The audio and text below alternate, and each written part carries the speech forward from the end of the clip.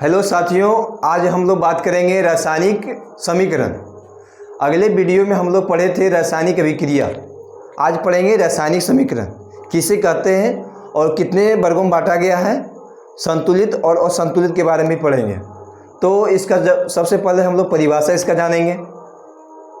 इसका परिभाषा हम बोल सकते हैं, किसी रासायनिक अभिक्रिया में भाग लेने वाले संकेतों या सूत्रों की सहायता से उस अभिक्रिया को संक्षिप्त निरूपण को रासायनिक समीकरण कहते हैं। तो इसका हम परिभाषा लिख देते हैं। तो देखिए, इसका परिभाषा हम बोल देंगे,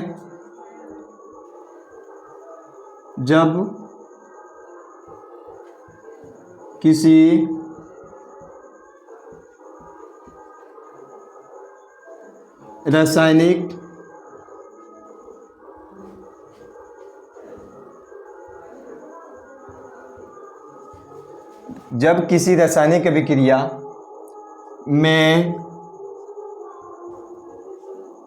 भाग लेने वाले पदार्थों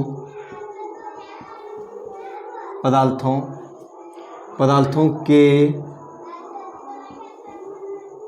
संकेतों या सूत्रों की सहायता से उस अभिक्रिया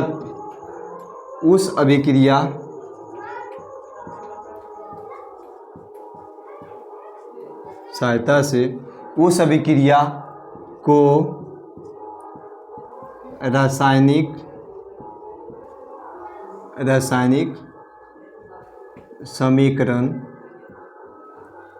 समीकरण कहते हैं। रासायनिक समीकरण कहते हैं। तो इसका हम परिभाषा, जब किसी रासायनिक अभिक्रिया में भाग लेने वाले पदार्थों के संकेतों या सूत्रों की सहायता से उस अभिक्रिया को रासायनिक समीकरण कहते हैं। इसका एग्जाम्पल हम देखेंगे। हाइड्रोजन, एग्जाम्पल इसका हो जाए हाइड्रोजन प्लस क्लोरीन मिलके बन जाएगा HCl, 2HCl बनेगा, 2HCl। तो फिर दूसरा एग्जाम्पल देखिए, दूसरा हो जाएगा Ca प्लस O2 मिलके बन जाता है 2Ca। तो जो अभिक्रिया में भाग लेता है, अभिक्रिया में भाग लिया तो उसको बोलेंगे अभिकारक। अभिक्रिया में भाग लिया और नए पदार्थ का निर्माण किया। जो नए पदार्थ का निर्माण करता है उसको बोलता है प्रतिफल या उत्पाद। तो संकेतों या सूत्रों की सहायता से, इसका संकेत H यानी H2 प्लस Cl2 संकेतों या सूत्रों की सहायता से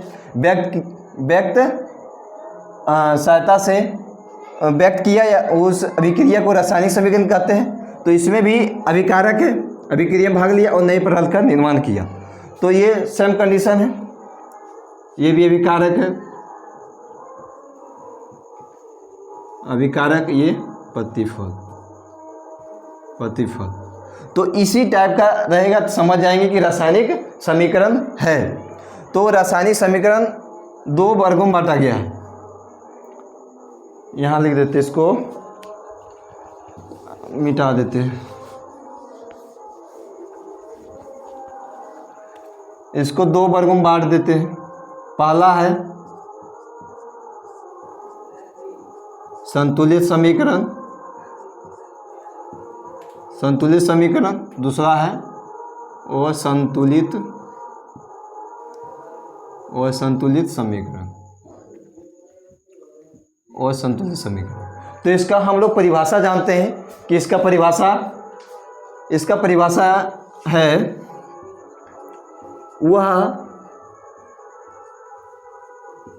वह समीकरण जिसके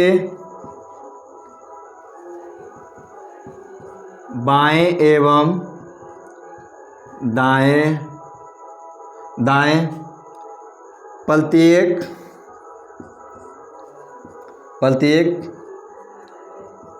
तत्वों के बाएं एवं दाएं प्रत्येक तत्वों के परमाणुओं की संख्या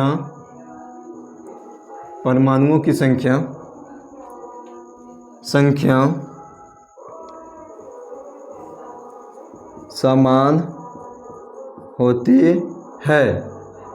तो उस अभिक्रिया को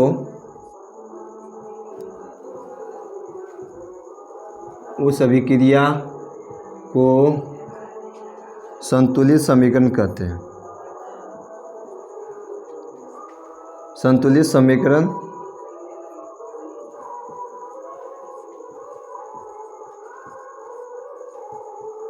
कहते हैं। इसका एग्जाम्पल हम ले लेते हैं H2 + Cl2 मिलके बनता है 2HCl। कहने का मतलब इधर हाइड्रोजन 2 है तो इधर भी हाइड्रोजन 2 है, क्लोरीन 2 है तो इधर भी क्लोरीन 2 है। तो बोला प्रत्येक तत्व के परमाणु की संख्या क्या हो, समान हो। तो देखिए हाइड्रोजन यहाँ 2 है तो इधर भी 2 है, इधर Cl2 2 है तो इधर भी 2 है। तो यानी कि परमाणु की संख्या बाएं और दाएं और परमाणु की संख्या क्या हो, समान हो। तो उसको बोलेंगे संतुलित समीकरण है। एक दूसरा एग्जाम्पल भी ले लेते हैं। Ca + O2 मिलके बनता है CaO। तो यहाँ ऑक्सीजन 2 है तो यहाँ पे हम 2 गुना कर देते हैं, यहाँ भी 2 गुना कर देते हैं। तो कैल्शियम भी 2 गो, ऑक्सीजन भी 2 गो। तो ये क्या जानेंगे कि संतुलित समीकरण है। और इसका एग्जाम्पल, तीसरा एग्जाम्पल Na + Cl2 तो बन जाता है 2HCl। तो यहाँ 2 गुना कर देंगे तो क्या हो जाएगा 2NaCl। तो यानी कि इधर भी सोडियम 2 गो, इधर भी सोडियम 2 गो, क्लोरीन भी 2 गो, क्लोरीन भी 2 गो, क्लोराइड भी 2 गो, इधर क्लोरीन 2 गो। तो दोनों परमाणु की संख्या क्या हो, समान हो। तो और एग्जाम्पल ले सकते हैं इसका Fe + 2O यानी कि आयरन को अभिक्रिया कराएंगे तो बनेगा Fe2O3। तो यहाँ 3 गुना करेंगे O3 हो गया। इसके बाद हाइड्रोजन गैस निकल जाएगा तो यहाँ 2 गुना कर देंगे। तो ये संतुलित समीकरण जानेंगे। ठीक है, तो आप जानेंगे असंतुलित समीकरण। तो इसका परिभाषा हम लिखते हैं, वह समीकरण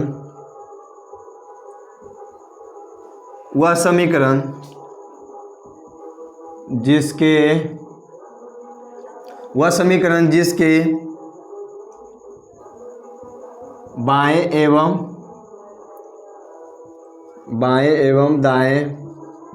दाएं प्रत्येक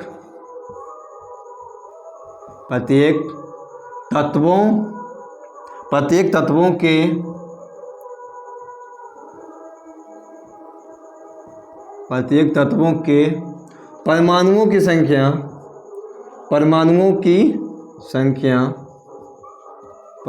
संख्या समान नहीं होती है। तो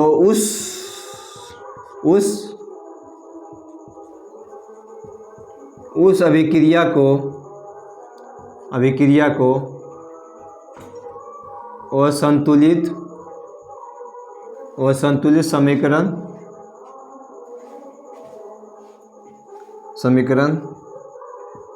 कहते हैं। यानी बोला है कि प्रत्येक तत्व के परमाणु की संख्या क्या हो, समान नहीं हो। तो देख लेते हैं इसका एग्जाम्पल। जैसे जल है, H2 + O2 मिलके क्या बना, H2O। तो परमाणु की संख्या समान है, नहीं है। तो इसी को बोलेंगे असंतुलित समीकरण। जैसे Na + Cl2 तो बन जाएगा NaCl। क्या परमाणु की संख्या समान है, नहीं है। तो ये असंतुलित, ये संतुलित समीकरण। तो हम जानेंगे कि अब अभिक्रिया दे देगा या समीकरण आपको दे देगा, तो बोलेगा संतुलित करने के लिए, तो ये पढ़ेंगे अब।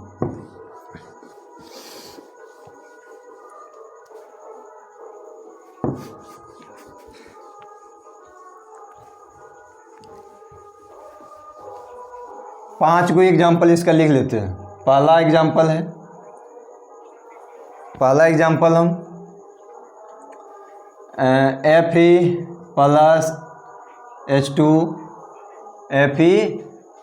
Fe+H2 से अभिक्रिया कराएंगे तो बनेगा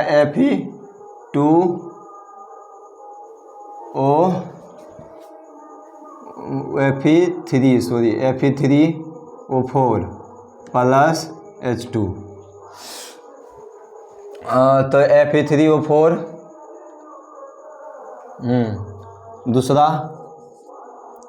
दूसरा ले लेते हैं AlCl3 प्लस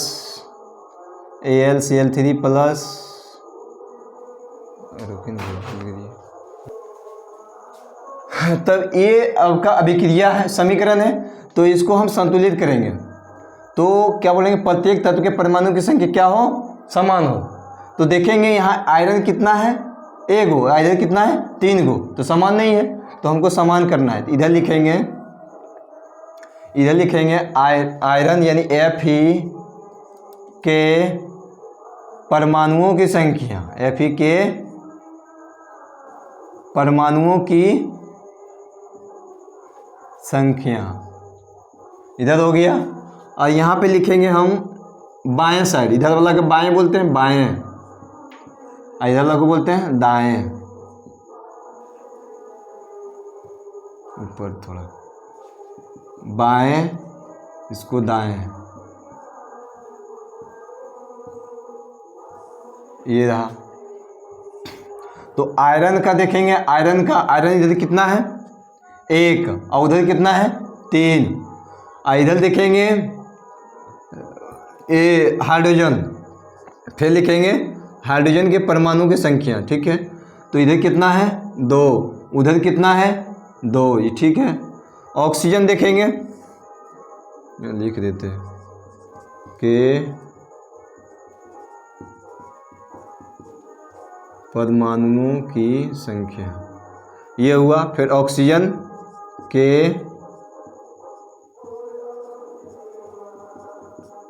परमाणुओं की संख्या, तो ऑक्सीजन कितना इधर, 1, और उधर कितना है, 4, तो क्या समान है, नहीं है, तो क्या बोलेंगे इसको, असंतुलित है, असंतुलित समीकरण है। तो इसको संतुलित करना है, तो इधर देखिए आयरन के 3 गो, तो यहाँ हमको क्या करना पड़ेगा, 3, ठीक है, 3 कर दिए। अब यहाँ पे देखेंगे 3 है, और यहाँ जल है, यानी ऑक्सीजन कितना है, 4 गो, तो यहाँ 4 गुना कर देते हैं। और यहाँ पे हाइड्रोजन कितना हुआ, 8 गो, इधर कितना, 400 गुना कर देते हैं। देखो परमाणु की संख्या, प्रत्येक तत्व के परमाणु की संख्या समान है। देखो आयरन देखेंगे यहाँ से, आयरन कितना है यहाँ पे बाएं साइड में, 3, और इधर कितना है, 3, ठीक है। यहाँ देखेंगे हाइड्रोजन कितना, 8 गो, इधर भी कितना, 8 गो, 8। ऑक्सीजन कितना है, 4 गो, इधर कितना है, 4 गो। देखिए परमाणु की संख्या समान हो गया। तो हम इस तरह से संतुलित कर सकते हैं। और दूसरा देखिए, दूसरा हम करते हैं, ले लेते हैं Al+H2SO4। जब अभिक्रिया कराते तो बनता Al2SO4 का होल 3 प्लस H2, यानी गैस निकलेगा। तो इसको हम संतुलित करना है, तो फिर उसी टाइप का लिखेंगे। इधर एल्युमिनियम के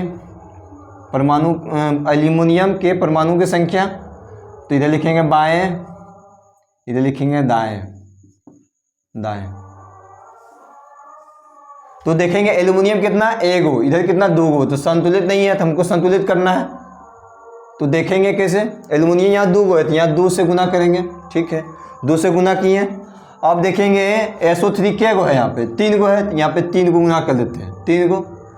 अब ये हाइड्रोजन कितना है यहाँ पे 6 गो है ना, तो यहाँ 3 गुना करेंगे 6 हो जाएगा।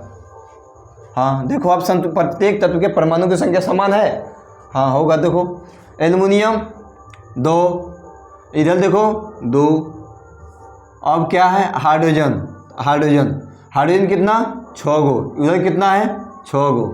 अब SO4 कितना है, देखो SO4 3 गो, और उधर कितना है 3 गो। देखो परमाणु की संख्या, प्रत्येक तत्व के परमाणु की संख्या समान हो गया, तो ये संतुलित हो गया। फिर अगला चलते हैं हम लोग।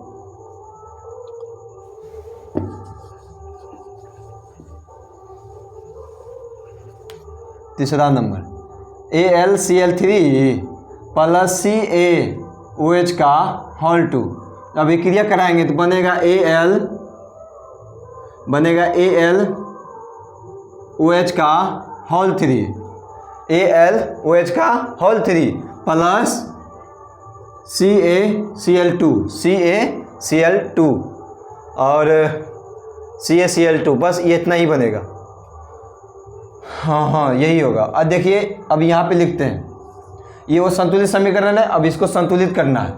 तो यहाँ देखेंगे O3 क्या गो, यहाँ 3 गो, यहाँ पे कितना था 2 गो, तो हमको क्या करना पड़ेगा 3 से गुना, तो 3 से गुना कर दिए। अब OH कितना हो जाएगा 6 गो, तो यहाँ 2 से गुना कर दें, यहाँ 2 से गुना कर देते हैं।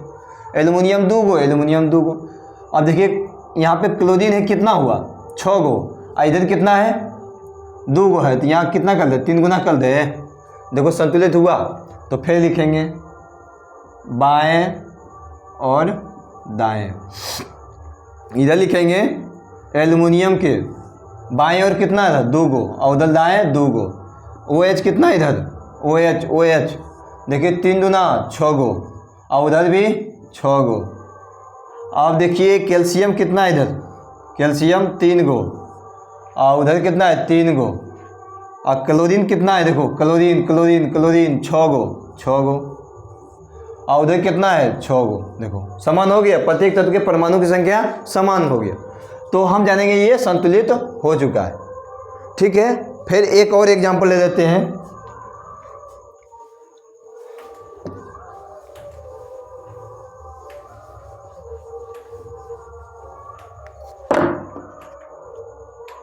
KClO3 अभिक्रिया करेगा तो ये किस रूप में टूटेगा, KCl प्लस O2 में टूटेगा। हाँ KCl प्लस O2 में टूटेगा, तो इसका संतुलित करना है। तो यानी ऑक्सीजन इधर 3 गो, उधर कितना है 2 गो, तो फिर लिखेंगे। तो यहाँ पे 2 गुना कर देते, और यहाँ 3 गुना कर देते। देखो बराबर हुआ, ऑक्सीजन 6 गो हुआ, यहाँ भी 6 गो, क्लोरीन 2 गो, यहाँ 2 गुना कर देंगे, क्लोरीन 2 गो, पोटेशियम भी 2 गो, तो ये संतुलित हो चुका है। फिर उसी तरह लिखेंगे पोटेशियम बाएं साइड में दाएं साइड, तो बाएं साइड में कितना 2 गो, और दाएं 2 गो, और क्लोरीन 2 गो, और दाएं में भी 2 गो, ऑक्सीजन 6 गो, इधर भी 6 गो, संतुलित हो चुका है। ठीक है, आज तक यहीं तक आप लोग, आशा करते हैं कि आप लोग संतुलित करना सीख गए होंगे। ठीक है, मिलते हैं नेक्स्ट वीडियो में।